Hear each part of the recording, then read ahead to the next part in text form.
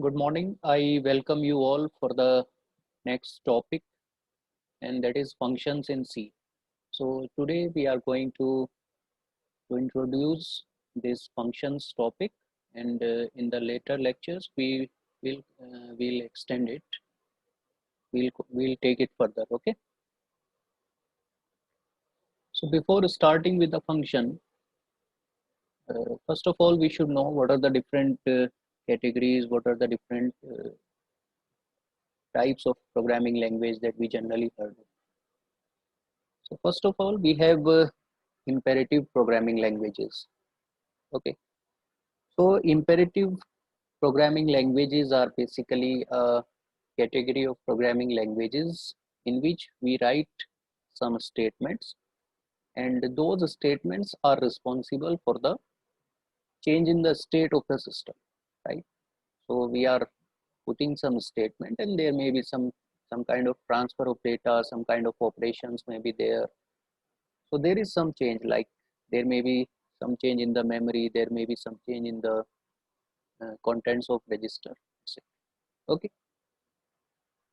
Then we have procedural programming languages. So procedural programming languages are basically a subset of imperative programming languages, right? Where everything is focused around the procedures, or you can call them subroutines or functions. Right? So what we are doing, we are they are basically based on top-down approach, right? Where we are trying to solve a particular problem by decomposing it into different functions or subroutines or procedures. And what are the examples? C, Pascal, Fortran, all these are basically procedural programming languages, right? Then there is a relatively new category of programming languages that are object-oriented programming languages.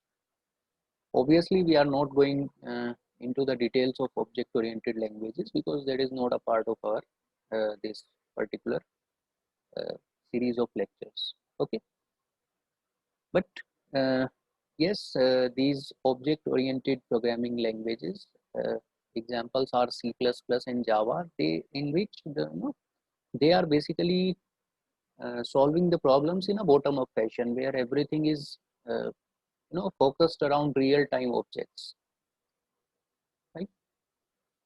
So we do you must have heard of different terms like classes, like object-oriented principles, and all.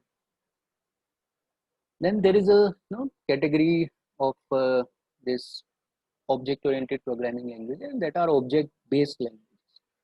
So what are object-based languages? Basically, they also focused on objects, but they do not support all object-oriented programming features. Like must have heard of encapsulation is there, abstraction, inheritance, polymorphism, so on and so forth. Right. So we are not going into the much of details. So our focus is on procedural programming language, right? Where we are writing procedures. In C language, procedures are known as functions, right? So what is a function? A function is a self-contained block of statements that performs a specific task. So what we are doing, like suppose I want to perform a task, any task, like maybe I want to calculate the factorial of a number, right? So what I can do, I can whatever the set of statements that are responsible for calculation of this factorial, I can just put those statements at one place. And collectively what those statements are doing, they are responsible for calculation of factorial, right? So that is something a function. So function is a block of statement. Self-contained means there is a kind of container we are calling. So it is containing some statements, some block of statements, and what those statements are doing, they are performing a specific task in my program, right? Now the task, this is a very crucial point. The task of every function should be clearly known. That means we should know a function is intended to do, why we are writing a function. That must be very clear. Okay.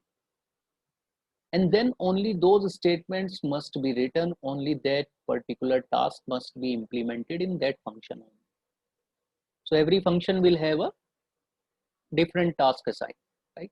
Like maybe one function is responsible for the factorial, other function may be responsible for like maybe addition of two numbers, then there may be some other function which is responsible for summation of a particular series, so on and so forth.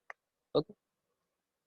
Then the code of every function must be independent. That means there should not be any dependency of the code between two functions. Like, see, one function may call other function, right? But there should not be any dependency in terms of code. Okay. So the code must be independent, right? So you can see here what I'm doing. Okay, suppose in my program I need to perform two tasks. There may be any task. So what I have done, as you know, we always have a function main in our every C program, right? Now what I have done, I want to perform two tasks. So one task I have given to this function, that is fun1, and the other task I have assigned to some other function, maybe fun2, right? So main is already there. Now whenever I need to perform a task that is assigned to fun1, what I am going to do, I am going to call this function. So what is this? This is a calling statement. And because of this, main I'll call as calling function, right? And this fun1 here is the called function. Okay. So I'll make a call to this fun1. What will happen? The code will be transferred from this main, the control will be transferred from this main function to this function fun1. So basically this arrow indicating the transfer of control, right? So control will go here, and here I have written the required statement. Whatever the statements that are required to perform this task, that is written here. So all these statements will execute, and after completion, control will come back to the same point from where the call has been made, right? It won't go to some other place. It will go to the same place from where the call has been originally it has been called, right? Then suppose at some other point of time I want to perform some other task. So for that I have a separate function fun2.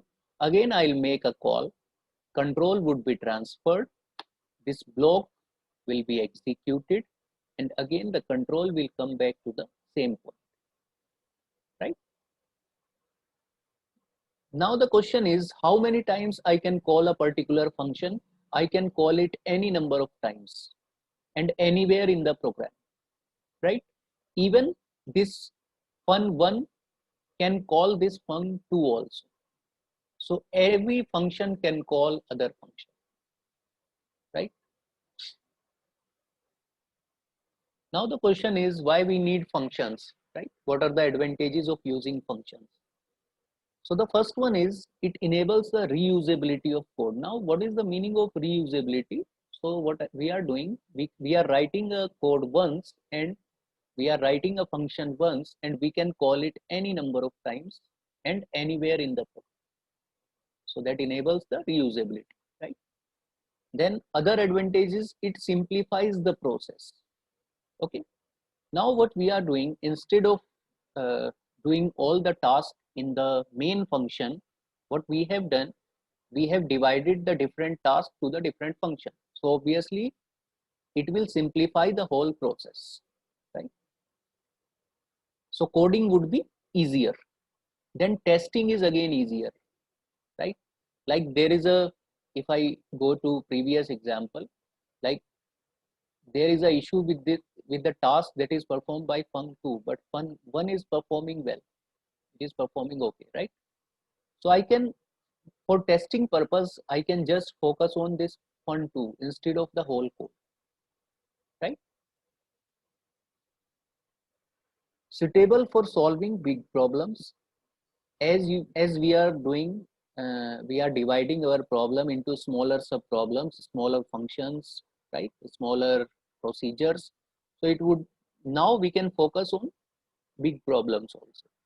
Okay, then obviously it is more understandable, right? It would be easy to understand the code because different set of statements are written in different functions.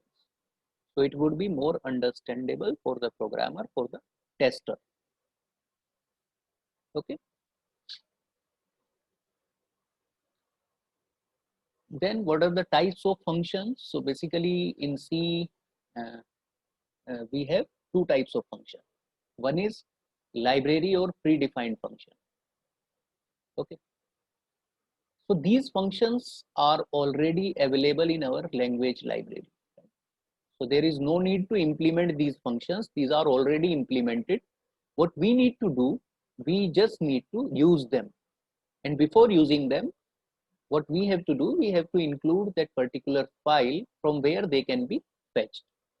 Examples are that we are already using printf, scanf, getch, clr, and there are so many other functions like mathematical function, string function, so on and so forth.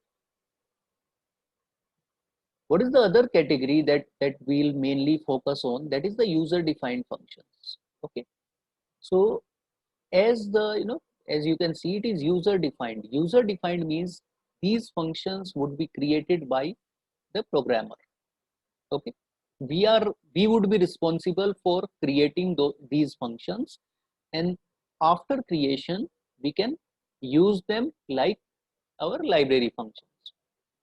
Okay, so in case of user defined functions, there are basically two steps. First one is we are going to define, we are going to create these functions, and then we are going to use them. Okay, so our main focus would be on how to create user defined functions, okay, and how to use them. So I think that's it for today. Thank you so much.